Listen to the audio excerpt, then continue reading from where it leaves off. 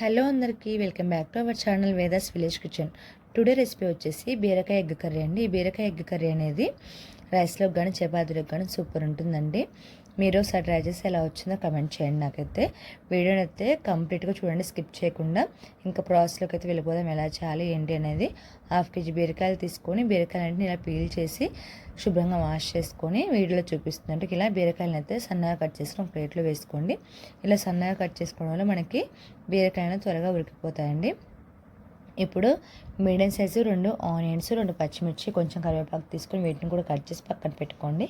Stove మీద కడాయి పెట్టుకుని oil వేసుకొని ఆయిల్ హీడిన తర్వాత 2 ఎండుమిర్చి, పోపు దినుసులు, పచ్చిమిర్చి, కరివేపాకు వేసుకొని కాసేపు ఫ్రై చేసుకొని మనం ముందుగా కట్ చేసి పెట్టుకున్న ఆనియన్స్ని కూడా వేసుకొని ఒక 5 minutes మగ్గించుకోండి. ఆనియన్స్ అనేవి ఇలా మగ్గిన తర్వాత ముందుగా కట్ చేసి పెట్టుకున్న బీరకాయ ముక్కలు ఉన్నాయి కదా, బీరకాయ ముక్కలను కూడా వేసుకొని కొంచెం పసుపు, ఉప్పు వేసి మొత్తం అంతా ఒకసారి కలుపుకొని మూత పెట్టి బీరకాయలో ఉండే వాటర్ అంతా ఎగిరిపోయే వరకు, అంటే ఆయిల్ అనేది పైకి తేలే వరకు ఉడికించుకోండి.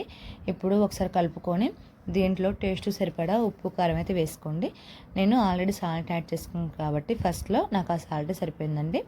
చూసుకుని అయితే సాల్ట్ యాడ్ చేసుకోండి. కారం అనేది 2 minutes మగ్గిన తర్వాత దీంట్లో అయితే ఎగ్స్ వేసుకోండి. ఎగ్స్ వేసుకున్న తర్వాత అవి కదపకుండా మూత పెట్టి ఒక 5 minutes అయితే మగ్గించుకోండి.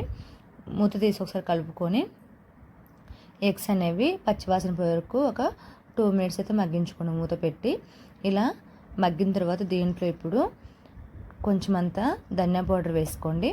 ధనియా పౌడర్ వేసుకొని మొత్తం అంతా కలుపుకొని ఒక 5 minutes ఉంచుకొని స్టవ్ ఆఫ్ చేసి సర్వ్ చేసుకోవడమే అండి. ఈ బీరకాయ ఎగ్ కర్రీ అనేది వేడి అన్నంలో కానీ చపాతీలో కానీ వేసుకొని తింటే సూపర్ ఉంటుందండి. మీరు ఒకసారి ట్రై చేసి ఎలా వచ్చిందో కమెంట్ చేయండి. నా వీడియోస్ మీకు నచ్చినట్లయితే లైక్ చేయండి, షేర్ చేయండి. మరి ఇలాంటి వీడియోస్ కోసం నా ఛానల్ సబ్స్క్రైబ్ చేసుకోండి. Thank you.